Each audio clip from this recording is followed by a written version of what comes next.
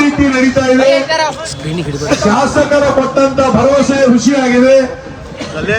ಇವತ್ತೇನಿಲ್ಲಿ ಮೊನ್ನೆ ನಡೆದಂತ factory incident ಅಲ್ಲಿ ಏನು 2 ಜನ ಮರ್ಕೊಂಡ್ರು. ಇವತ್ತೆಲ್ಲರ ಬಗ್ಗೆ ಇವತ್ತು ಎಲ್ಲ ಹೋರಾಟ ಮುಖಾಂತರ ಇವತ್ತೆಲ್ಲ ಸಾಮೂಹಿಕವಾಗಿ ಇಲ್ಲೆಲ್ಲ ನಾವು ಸೇರಿದ್ದೀವಿ. ಅವ್ರಿಗೆ ಯಾವುದೇ ರೀತಿ ತೊಂದರೆ ಆಗಬಾರ್ದು. ಆ ದೃಷ್ಟಿಕೋನ ಪೊಲೀಸ್ ಅಧಿಕಾರಿ ಇರ್ಬೋದು, ತಹಸೀಲ್ದಾರ್ ಇರ್ಬೋದು, ಇವತ್ತು ಸಂಬಂಧಪಟ್ಟಂತ ರಾಜ್ಯ ಮಟ್ಟದ ಅಧಿಕಾರಿಗಳು ಆ ಇದರಲ್ಲಿ ಕೆಲಸ ಮಾಡಬೇಕಾಗತ್ತೆ. ಇಲ್ಲ ಹೋದ್ರೆ ಇವತ್ತು ನಾನು ಹೇಳಕ್ ಇಚ್ಛೆ ಪಡ್ತೀನಿ, ಕಾನೂನು ಕೈಯಲ್ಲಿ ತಗೋಬೇಕಾಗತ್ತೆ. ಯಾಕಂದ್ರೆ ನೀವು ಎಲ್ಲಿ ಕನೆಕ್ಷನ್ ಕೊಟ್ಟಿರೋ ನೀರಿಂದು ಎಲ್ಲ ಮುಗಿದಿದ್ರಿ. ಆ ಮುನ್ಸಿಪಾಲಿಟಿಯವರು ಯಾರ ಗುರ್ತಿಲ್ಲ, ಇಲ್ಲೇ ಕುಂತಿರ್ಬೇಕು ನೀನು ಸರಿ ಕೆಲಸ.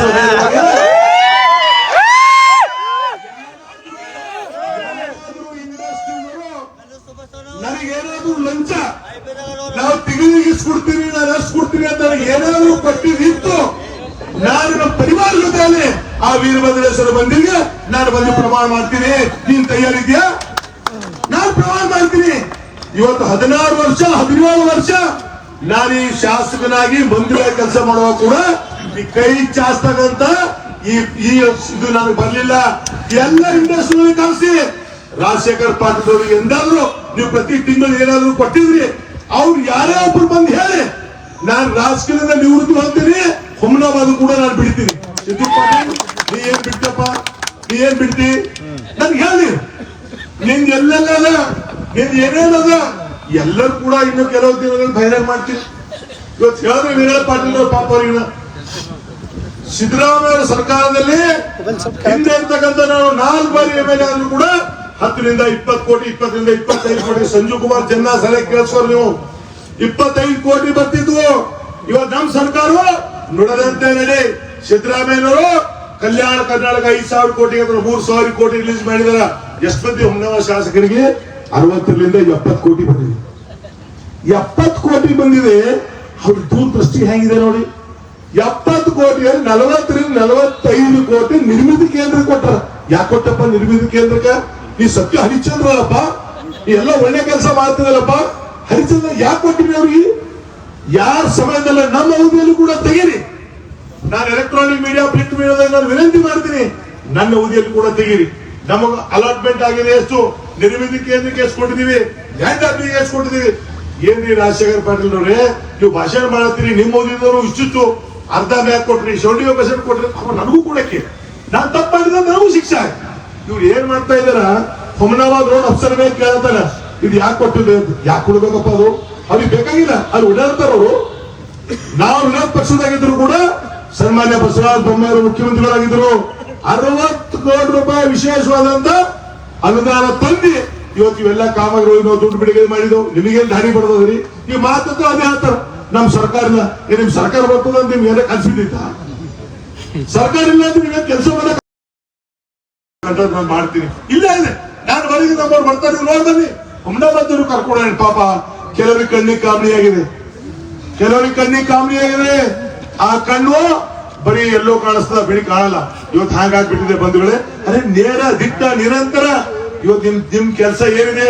ಇವತ್ತು ಬಾಬಾ ಸಾಹೇಬ್ ಅಂಬೇಡ್ಕರ್ ಅವರು ಶಿಕ್ಷಣ ಸಂಘಟನೆ ಹೋರಾಟ ಇವತ್ತು ನ್ಯಾಯ ಇದ್ದಿರ್ತಕ್ಕಂಥದ್ದು ಮಾಡಿ ನಾವು ತಪ್ಪಿನ ಬಗ್ಗೆ ಬರೀ ಮುಲಾಜೆ ಇಲ್ಲ. ಬರೀ ಎಲ್ಲರ ಕಾರ್ಯಕ್ರಮಕ್ಕೆ ಹೋದ್ರು ಸಿದ್ದು ಪಾಟೀಲ್ ಡಾಕ್ಟರ್ ಸಿದ್ದು ಪಾಟೀಲ್ ಅವ್ರು ಹೇಳಿದ್ರು ಪಾಪ. ಇವ ಏನೇನೋ ಸಿದ್ದು ಪಾಟೀಲ್ ಮೆಡಿಕಲ್ ಡಾಕ್ಟರ್ ಅಲ್ಲಿ, ಹಲ್ಲಿನ ಡಾಕ್ಟರ್, ಏನೋ ಹಲ್ಲಿನ ಡಾಕ್ಟರ್.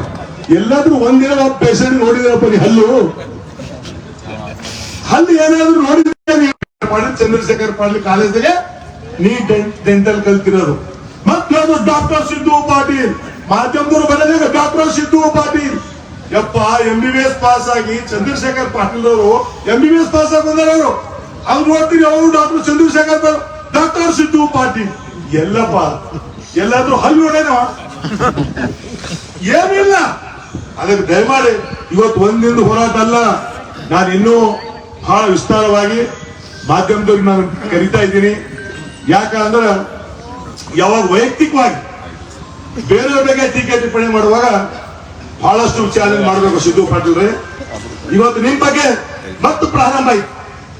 ನಾವು ಏನ್ ಮಾಡ್ತಾ ಇದೀವಿ, ಶಾಸಕರು ನಾವು ಇಷ್ಟು 9 ತಿಂಗಳ ಹನಿಮೂನ್ ಪ್ರೇಮ್. ಸಿದ್ದು ಪಾಟೀಲ್ ಹೊಸ ಲಗ್ನ ಮಾಡ್ಕೊಂಡ್ರ, ಹನಿಮೂನ್ ಮಾಡ್ಲಿ, ಹೋಗ್ಬರ್ಲಿ. ಏನ್ ಮೋದಿ ಬಂದ್ ಮಾಡಿದ್ಲ ಯಾವ ದೇಶ ರೀ? ಬಾಲ್ಡೀಸ್ ಗಿಲ್ಡೀಸ್ ಹೋಗಿ ಬರ್ಲಿಲ್ಲ, ಹನಿಮೂನ್ ಮಾರ್ ಬರ್ಲಿ ಅಂತ ನಾವು ಸುಮ್ಮನೆ ಕುಂತಿದ್ದೆವು. ಈಗ ಮುಗಿತು ನಿಮ್ ಹನಿಮೂನ್ ಪೀರಿಯಡ್. ಹೆಜ್ಜೆ ಕೂಡ ನೀವೇನ್ ತಪ್ಪು ಮಾಡಿದ್ರಿ. ಈ ನಮ್ ಕಾರ್ಯಕರ್ತರು ಯಾರು ಕೂಡ ಸುಮ್ಮನೆ ಕುಂಡ್ರಲ್ಲ, ನಾನು ಸುಮ್ಮನೆ ಕುಂಡ್ರಾಗಿಲ್ಲ. ಯಾರ ಬಗ್ಗೆ ಅನ್ಯಾಯ ಆಗುತ್ತೆ ಅದಕ್ಕೆ ಅನ್ಯಾಯ ವಿರುದ್ಧ ನಾವು ಹೋರಾಟ ಮಾಡ್ತೀವಿ. ಇವತ್ತು ನೋಡಿ, ಈ ಎಲ್ಲಿ ಇಂಟ್ರೆಸ್ಟ್ ಅಂತ ಹೇಳಿದಾಗ ಒಬ್ಬ ಸತ್ವಿದ್ದಾರ ಅವ್ರ ತಂದಿ ಕರೆಸ್ತಾರ. ಎಮ್ಮೆಲ್ಲೆ ಹೇಳ್ತಾರ ರಾಜಶೇಖರ್ ಪಾಟೀಲ್ ಬರ್ಬೇಕಾದ್ರೆ 4 ತಾಸು ಬೇಕು. ಅವ್ರು ಹೇಳ್ತಾ ಇದ್ರಿ, ಪಾಪ ನನ್ನ ಮನೆಗೆ ಬಂದಿನು, ಅವ್ರ ಆಫೀಸ್ದಾಗ 2 ಗಂಟೆ ಕುಂತನಂತ. ಯಾರೋ ಹುಡುಗನ್ ತಂದಿ, ಆಯ್ತು ನೀ ಮನೆಗೆ ಬಾ ಅಂದ್ರ. ಯಾರು ಎಮ್ಮೆಲ್ಲೆ ಮನೆಗೆ ಹೋಗಿ 4 ಗಂಟೆ ಕುಂತನಂತ. ಆಯ್ತು ಏನಾರ ಹೇಳೋ ಅಂದನಂತ. ಆಮೇಲೆ ಏನಂತಾರ ಎಮ್ಮೆಲ್ಲೆ, ಆಯ್ತು 10 लाख ರೂಪಾಯಿ ನೀ ತಗೋ, ನೀ ಅದ್ ಕೇಸ್ ವಾಪಸ್ ತಕ್ಕೋ ಅಂತ. ಅದ್ರ ಲೆಕ್ಕ ಹಾಕ್ರಿ.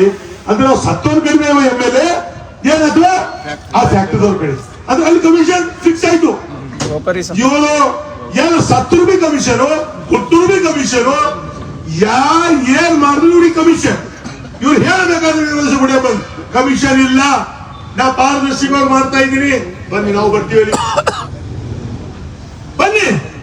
ನೀವು ಸುಮ್ಮನೆ ಮಂದಿಗೆ ಬೇಕು ಮಾಡ್ತಕ್ಕಂಥ ಕೆಲಸದ ತೊಡಗಬೇಡ್ರಿ ದಯಮಾಡಿ. ನಿಮ್ಗೇನು ಅವಕಾಶ ಸಿಕ್ಕಿದೆ ಆ ಅವಕಾಶ ಬಿಡಿ. ಆಕ್ಸಿಡೆಂಟ್ ಅಂದ್ರೆ ಆಗಿರ್ಬೋದು, ಹ್ಯಾಂಗರ್ ಆಗಿರ್ಬೋದು, ಎಮ್ಎಲ್ಎ ಬಟ್ ನಿಮಗೇನು ಎಮ್ಎಲ್ಎ ಅಂತೇಳಿ ಏನ್ 4 ಸ್ಟೆಪ್ ಆಗಿಲ್ಲ. ನೀವು ಮ್ಯಾಗಿಂದ ಹೋಗ್ತೀನಿ ಅಂದ್ರೆ ಯಾರೋ ಕಾಲಕ್ಕೆ ಛಾತಿ ಹಾಕ್ತಾರೆ. ಯಾರು ಕೂಡ ಎಮ್ಎಲ್ಎ ಆದ್ರೂ ಕೂಡ ಒಂದು ನಿಯಮ ಇದೆ, ಒಂದು ಪಾಲಿಸಿ ಇದೆ. ನಮ್ಗೆ ಗೊತ್ತಿಲ್ಲ, ಇವ್ನಿಂದ ನಾವೆಲ್ಲ ಕಲಿಬೇಕಾ?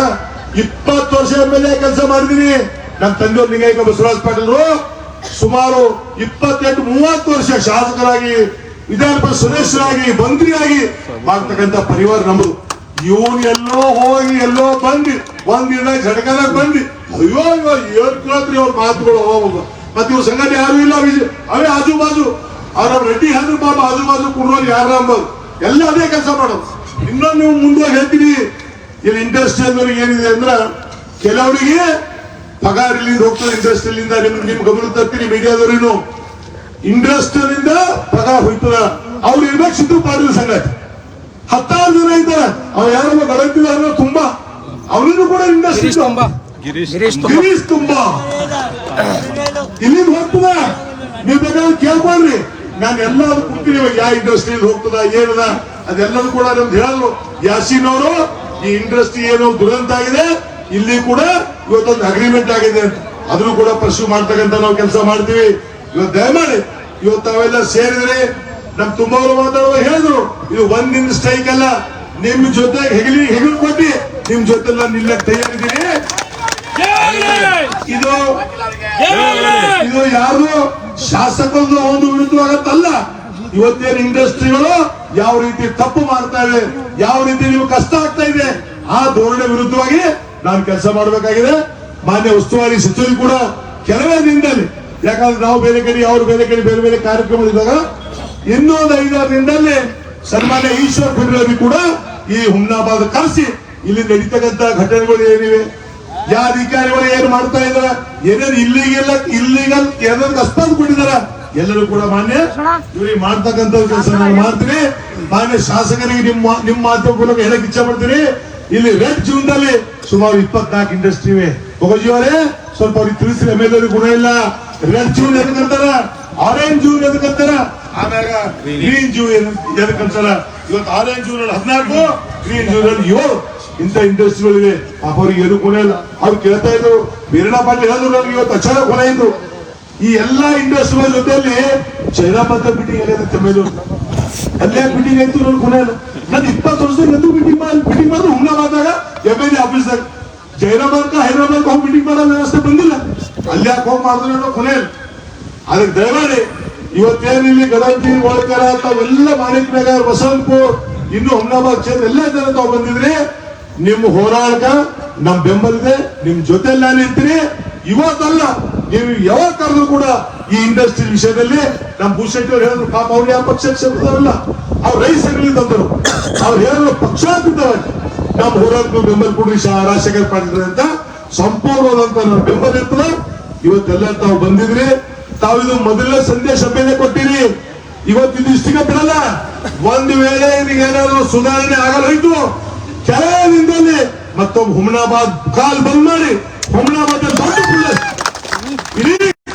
ಇದು ಏನ್ ನಡೀತಾ ಇದೆ ಎಲ್ಲ ಘಟನೆ ತಾವು ನೋಡ್ಕೊಳ್ರಿ. ಆ ಒಂದು ಅದ್ ಎಲ್ಲಿ ನಿಲ್ಸಿದ್ರ ದಯಮಾಡಿ ತಾವು ವಿಡಿಯೋ ಮಾಡ್ಕೊಳ್ರಿ. ಯಾಕಂದ್ರ ಚೋರ್ ತೋ ಚೋರ್ ಫಿರ್ ऊपर से ये होते हो उल्टा चोर गुद्दल